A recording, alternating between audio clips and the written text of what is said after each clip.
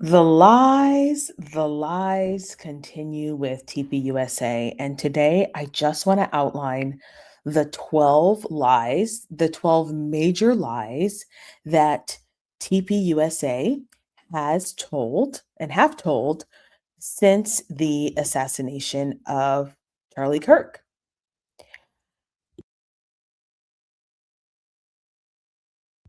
I am very concerned, to be honest, for Candace Owens' life.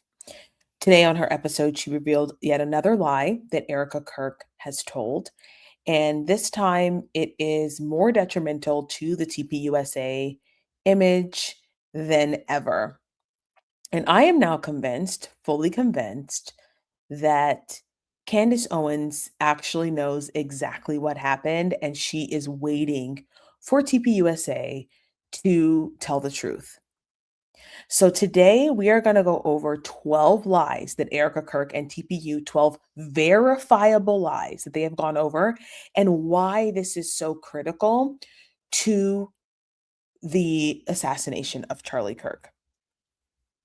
And I'm going to try and go in somewhat of a timeline in terms of his death. So, lie number one was about the magic neck. Now, at first glance, many people and many supporters of Charlie Kirk said, wow, he was shot with this bullet. Many people did not know what a 30-06 was. So they just assumed, okay, the bullet, Charlie was healthy. It stopped his bullet. This was graciousness from the Lord so that nobody else would get shot. Oh my gosh, what a miracle. And then our military friends came out and said, no, baby, no, baby. There's 30-06 bullets go through flesh. This could not have been a 30-06. And she told Candace Owens that Andrew Colvette, Erika Kirk told Candace Owens that Andrew Colvette spoke to the surgeon without her permission, out of violation of HIPAA, right? And posted that his magic neck stopped the bullet. That was the lie. The truth was, the surgeon never said that. Erika made that up. Erika told Andrew Colvette to say that. She made it up. Why is this important? Well, nobody who has any common sense actually believes that the bullet that killed Charlie Kirk, or if it was a bullet, actually was a 30-06. In fact, they believe many people are starting to realize that if he was shot with a bullet, it certainly was not from a 30-06, and it was likely actually something that imploded on his chest. So that was lie number one. Lie number one was about the magic neck. And I think many people wanted to believe it because they wanted some form of heroic action for when he died. They wanted to feel like Charlie performed his last act of heroic behavior, and it just simply wasn't the case. Okay, the most heroic thing that Charlie did that day was share the gospel. Number two, Erika Kirk told Candace Owens that Andrew was going rogue, that Andrew was acting as TPUSA's PR manager rogue. Come to find out, Andrew Colvette has been taking cues from Erika Kirk from day one, right? Andrew Colvette was interviewed by Alex Clark and was taking texts from Erika during that interview, which is why it's so chopped up. Why is this important?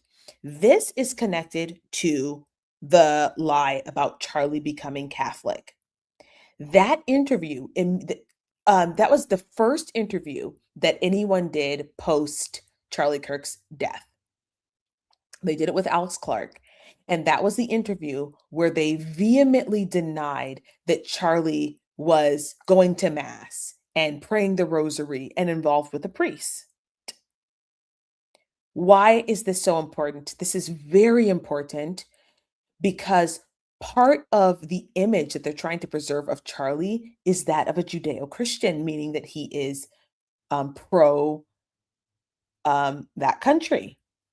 And they needed to keep that alive so that people would continue to believe that Charlie was just a regular evangelical Christian. The third lie that she told was that Charlie wasn't getting death threats. That's lie number 3, that Charlie well, I guess it's number 4, that Charlie wasn't getting death threats. She went on the Glenn Beck show and said, "I have his phone." She lied. She said, "Oh, I didn't," when she met with Candace face to face, she said, "Oh, I didn't realize that it was like in a Signal chat or like a WhatsApp chat or something, a secure line." Come to find out, it was an iMessage. So she blatantly lied, bold-faced lied to Candace Owens about that text message and those text messages. In addition to that lie about Charlie not being fearful, we find out that Charlie is meeting with Frank the night before and talking about potentially, being assassinated. He's meeting with a priest. He's meeting with a rabbi the night before. That was crisis control. But Erika wants us to believe that everything was fine. The next lie she told was in her interview with Barry Weiss, and this was sort of her first major interview post assassination and post memorial. And she told the world that she did not date in NYC. Come to find out, she very much did date in NYC. She also told the world that she did not drink. Come to find out, she does drink. She did drink. Now, it's very possible that she stopped drinking recently. It's very possible. I will give her that. I will give her that. Most people, when they stopped drinking, they will say, "I used to drink, but then I realized that I don't have as much energy or whatever." So she says, "I don't drink, so I don't know." And come to find out, there are videos of her drinking. The next lie she told was that she was not in the room with Bibi Netanyahu when Charlie Kirk was called by Bibi Netanyahu with this major offer.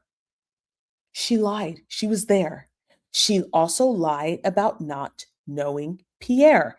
Pierre offered TPUSA billions of dollars, and Charlie said no.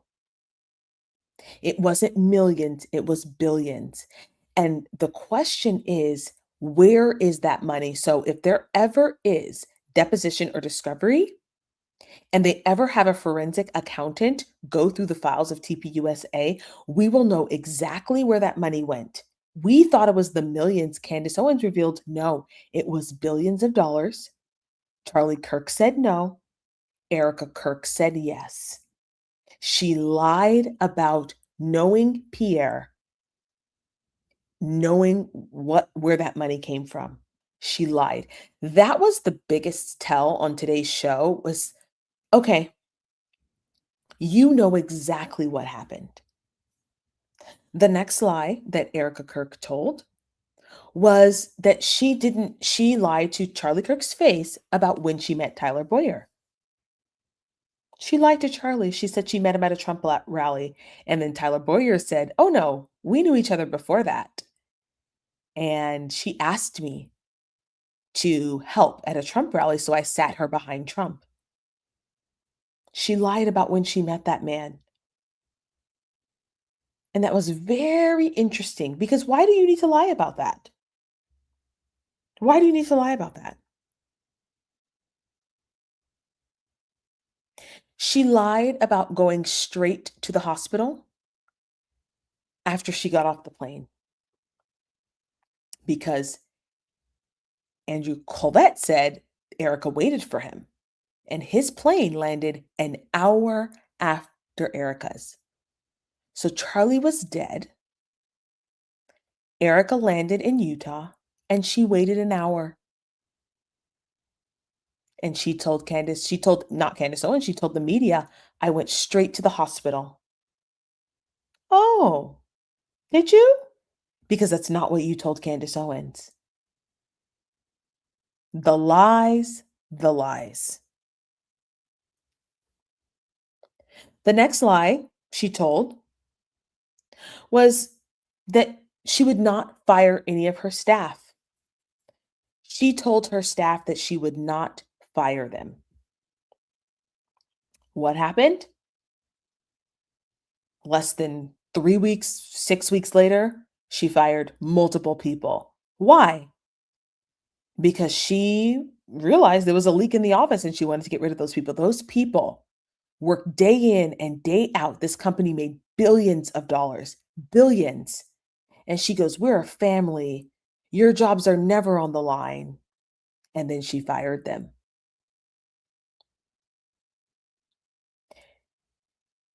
Erika Kirk cannot be trusted as a CEO to follow through on what she said, to follow through on her promises. If you tell people that your jobs are secure and then you go firing people without cause, particularly people who did not speak to Candace Owens, you are in serious trouble. Serious trouble. She lied.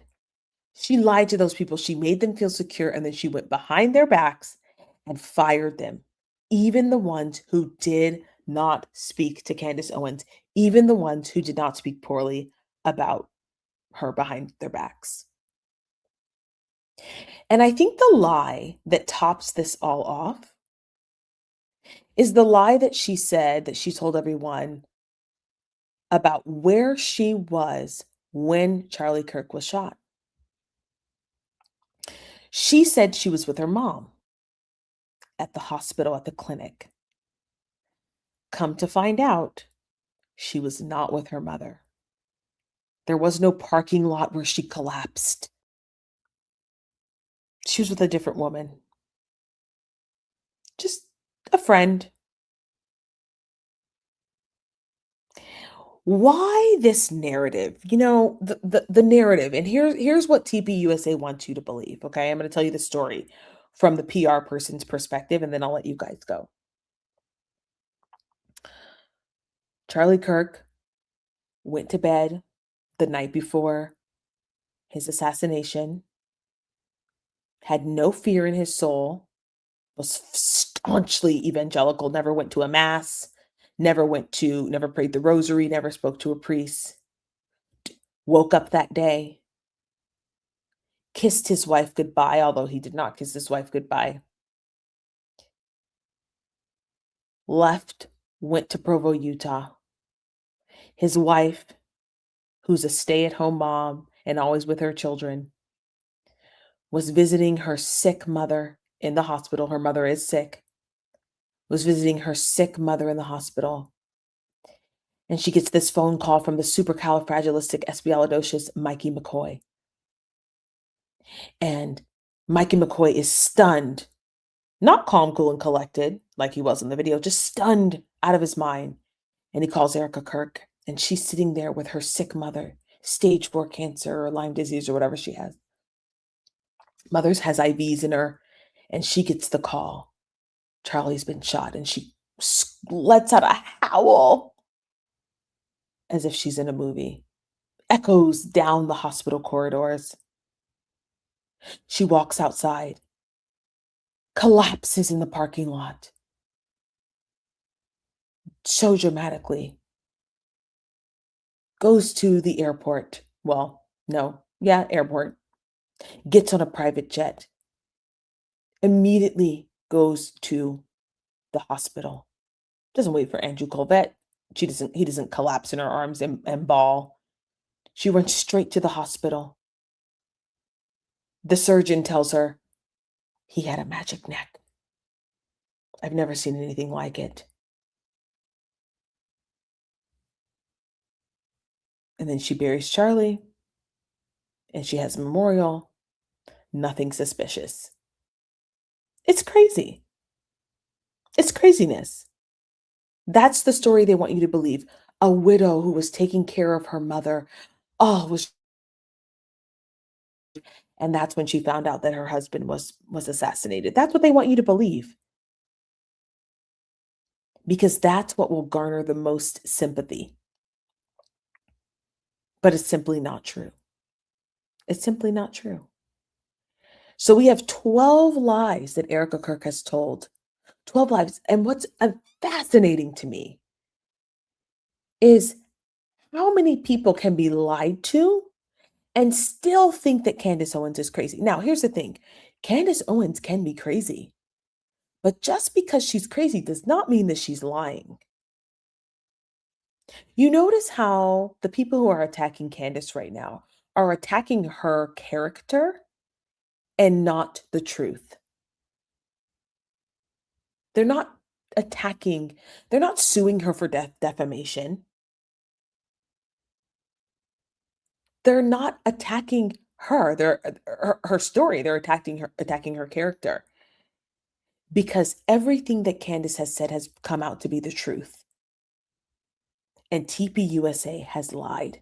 Every single one of them. Mikey McCoy, Andrew Colvette, and Erika Kirk. They have lied. Now you can play devil's advocate and say this is a sensitive subject and this is what's necessary and this is what's required. But on the other hand, why do you need to lie? And after this scathing letter that Candace Owens wrote to Erika, her open letter, I will be curious to see what comes of this because TPUSA has two options at this point. Not respond, right? They can just ignore the letter, or they will have to sue because they are saying that it's defamation. I guess the third option would be to say she's right, but they're not going to do that. TPUSA will crumble as the organization that it once was. It will be a shell of the company that Charlie built because the company was built on truth to a degree. We find out that Charlie lied to Candace. This was earlier in his career. But TPUSA was built on truth and a man who was, for the most part, very godly. And now it is built on lies. And nobody can sustain an organization built on lies. So that's it for today's video. The 12 Lies of Erika Kirk and TPUSA. If you are someone who is angry because this information is coming out and you feel the need to write a nasty little comment, I want to remind you that unfortunately, every single one of these lies has been proven to be a lie. And the sooner we as a society can say things that are true without being offended because it's a truth about someone that we really like, the better off we will be. I'm seeing it now with the Epstein files. I'm seeing people, they want to pretend like their favorite celebrity is not in the Epstein files because they like this celebrity. So they're okay with Trump being in the Epstein files because they don't like Trump. But if you want to be a person of good character, you have to be honest and say, yeah, Trump's in the Epstein files, and so was Bill Clinton, and so was George Bush, and so was Mick Jagger, and so was Peter Attia, and so was Deepak Chopra. And so these people from all walks of life, though I may have liked some of them, they're predators. And I have to be honest about that. I don't get to pretend someone's not lying because I like them. And many people around the world are pretending that TPUSA is not lying because they like them. Because they want to believe that TPUSA is the same organization as it was before September 10th. It is not. It is not. And we are about to see a shift completely in TPUSA because the lies are becoming too much. So I will leave you with this, and this is a question that I have to ask myself all the time. Do I want to believe this or not believe this because I like the person? Or am I really ready to face the truth? What is the truth? There are a lot of speculations about Erika Kirk, but what is the truth? The truth is that she has told 12 lies, verifiable lies. So you do with that what you will. Don't forget to like this video on your way out, and I will see you guys in the next one.